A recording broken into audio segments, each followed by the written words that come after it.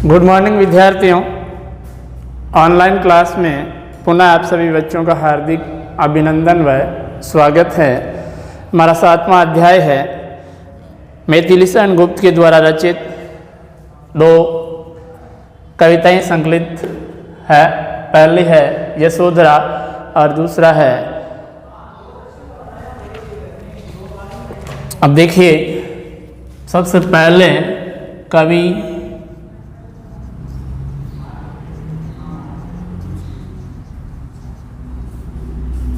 परिचय। सबसे पहले कवि का परिचय। मैथिलीशरण गुप्त का जन्म 1886 ईस्वी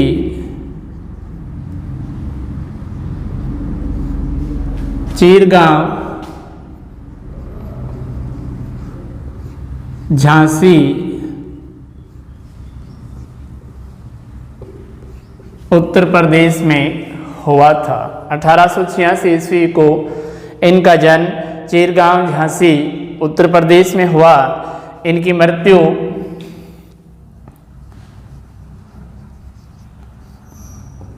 1964 ईस्वी को हुई। मृत्यु 1964 ईस्वी को हुई। इनके काव्य गुरु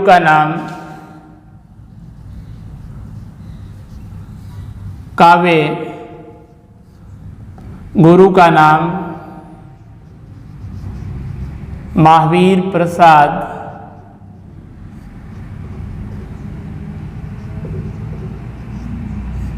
द्विवेदी था। इनके काव्य गुरु महावीर प्रसाद द्विवेदी थे। द्विवेदी जी के द्वारा संपादित सरस्वती पत्रिका में इनकी अनेक कविताओं का प्रकाशन हुआ। काव्य कृतियाँ, इनकी प्रमुख काव्य कृतियाँ हैं। पहली है साकेत, जो कि इनका महाकाव्य माना जाता है। महाकाव्य जयद्रथ वध,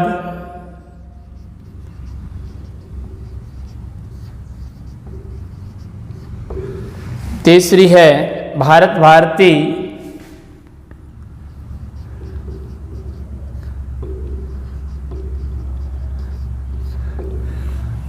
पहला साकेत महाकाव्य जयद्रथ वध, भारत भारती, रंग में भंग,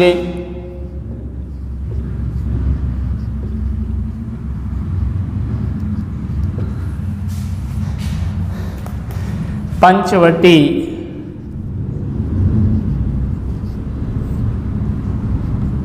झंकार, यशोधरा,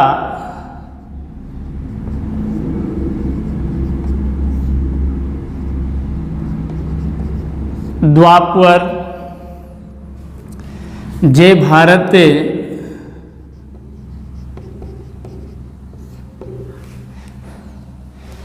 गुरुकुल,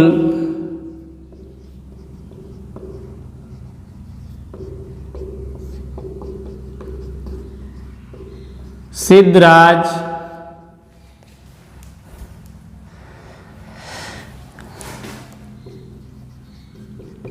किसान,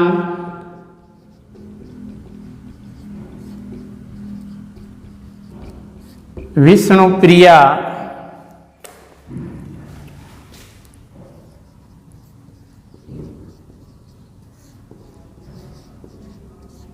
कुणाल गीत और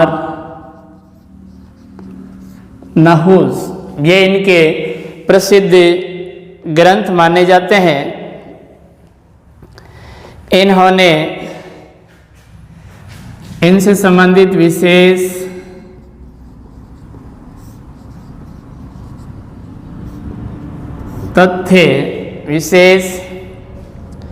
तथ्य ये हिंदी साहित्य में हिंदी साहित्य में मधुप उपनाम से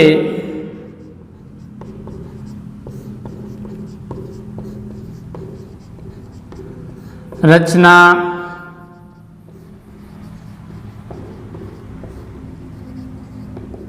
किया करते थे। हिंदी साहित्य में मधुप उपनाम से रचना किया करते थे। इनकी प्रारंभिक रचनाएं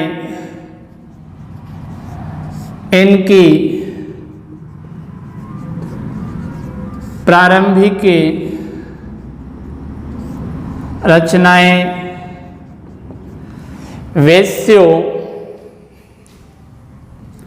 पर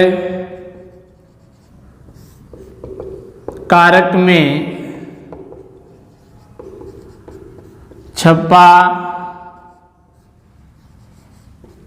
करती थी।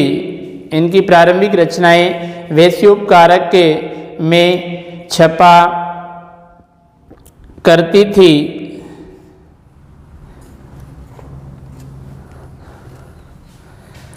अगला है हरिगीतिका।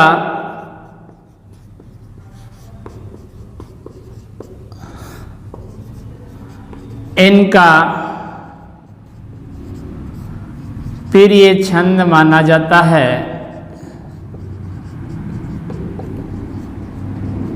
मैथिली शरण गुप्त का प्रिय छंद हरिगीतिका छंद माना जाता है। इन्होंने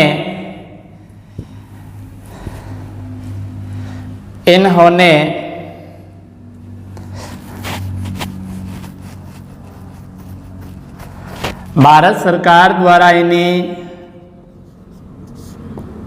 पद्म भूषण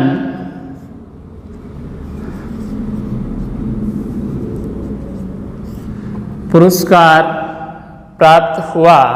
भारत सरकार द्वारा इन्हें पद्म विभूषण की उपाधि से नवाजा गया। ये राज्यसभा के सदस्य भी रहे। राज्यसभा के सदस्य भी रहे।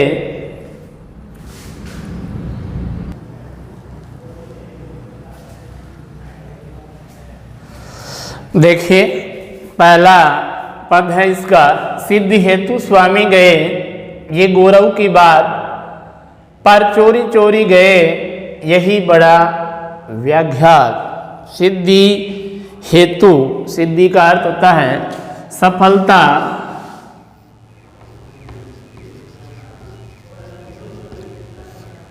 पाने के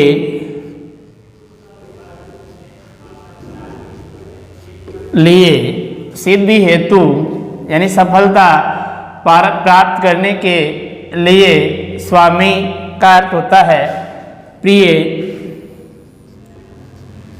या पति। ये गौरव की बात, गौरव की बात, गौरव यानी गौरव करना, पर चोरी चोरी गए यही बड़ा व्याघात। व्याघात का अर्थ होता है व्यथा में। सखी वे मुझसे कहकर जाते, कह तो क्या मुझको वे अपनी पथ, पथ का अर्थ होता है मार्ग या रास्ता, रुकावट का, बाधा का अर्थ होता है रुकावट। मुझको बहुत उन्होंने माना, फिर भी क्या पूरा पहचाना, मैंने मुख्य उसी को जाना, जो वे मन में लाते, सखी वे मुझसे कहकर जाते। देखिए इसकी व्याख्या, सप्रसंग प्रस्तुत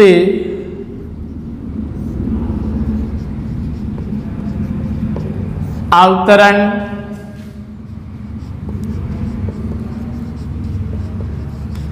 मैथिली शरण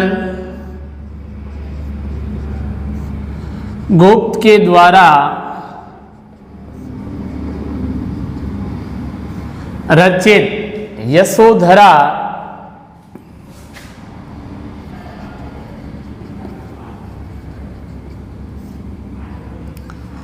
गीत का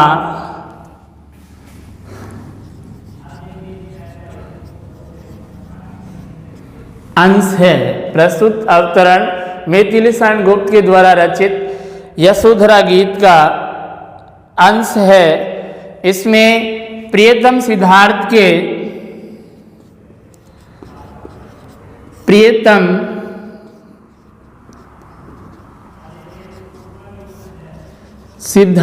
के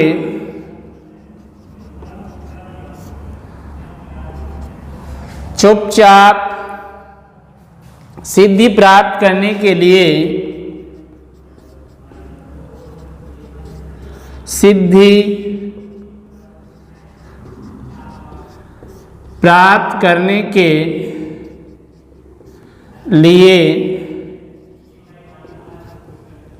घर छोड़कर सिद्धि प्राप्त करने के लिए घर छोड़ने से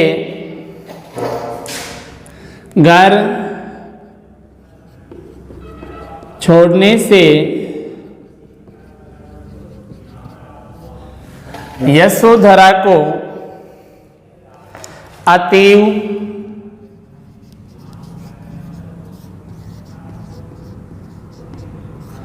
वेदना या दुख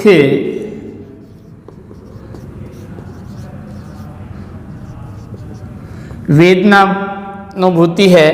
इस अंश में गुप्त जी ने उसी व्यथा का चित्रण किया है।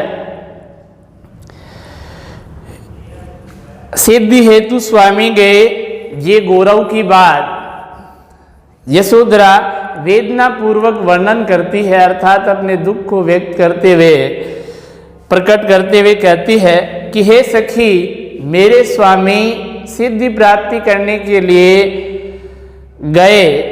हे सखी, मेरे स्वामी सिद्धि प्राप्ति करने के लिए गए।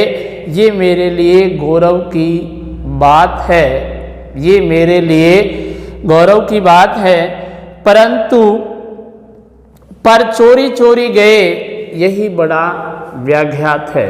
यशोधरा अपनी सखी से कहती है कि हे सखी, मेरे स्वामी सिद्धि प्राप्ति करने के लिए गए, अर्थात घर का त्याग करके चले गए, तो ये मेरे लिए गौरव की बात है।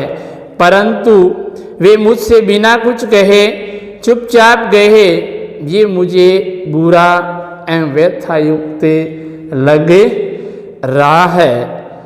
सखी, वे मुझसे कहकर जाते, हे सखी, यदि वे मुझे कहकर जाते, मुझे बताकर या पूछकर जाते, तो क्या मुझको वे अपनी पथ बाधा ही पाते? तो क्या वे मुझको अपने मार्ग में या सिद्धि के लिए जाने में रुकावट डालने वाली मानते? क्या मैं इन्हें रोक लेती, अर्थात मुझे कहकर जाने पर तो मैं उनके मार्ग में किसी भी प्रकार की रुकावट उत्पन्न नहीं करती या नहीं डालती। आगे यशोधरा अपनी सखी से कहती है, मुझको बहुत उन्होंने माना, मेरे प्रियतम ने यद्यपि मुझको बहुत मान सम्मान दिया है, मेरे प्रियतम ने यद्यपि मेरे को बहुत मान सम्मान दिया है, फिर भी वे मेरी हार्दिकगत भावनाओं को नहीं पहचान सके।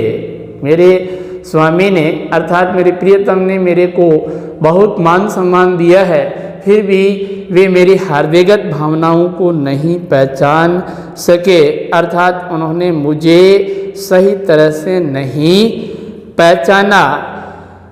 फिर भी क्या पूरा पहचाना, मैंने मुख्य उसी को जाना। आश्चर्य यह है कि अर्थात उन्होंने मुझे सही तरह से नहीं पहचाना, जबकि मैं उसी बात को प्रधानता देती रही जो वे अपने मन में सोचते रहते थे। अर्थात मैं उनकी पत्नी होने के नाते मैं हमेशा उनका हित ही सोचती रहती थी। तो उन्होंने मुझे साफ साफ बता देना चाहिए था, मैं एक आदर्श पत्नी की तरह उनकी इच्छा का कदापि विरोध नहीं करती।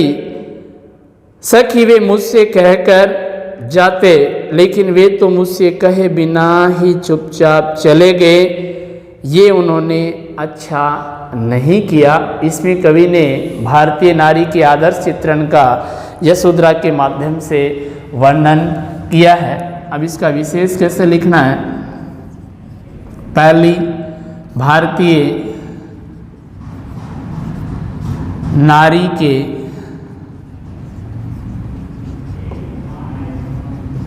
आदर्श का चित्रण, भारतीय नारी के आदर्श का चित्रण। दूसरा, इसमें यशोधरा के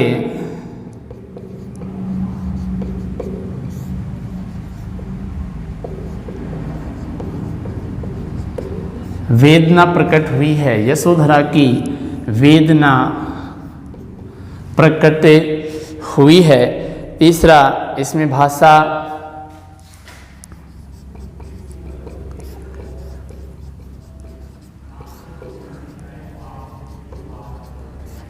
तत्संप्रधान व सरल है, भाषा तत्संप्रधान व सरल है।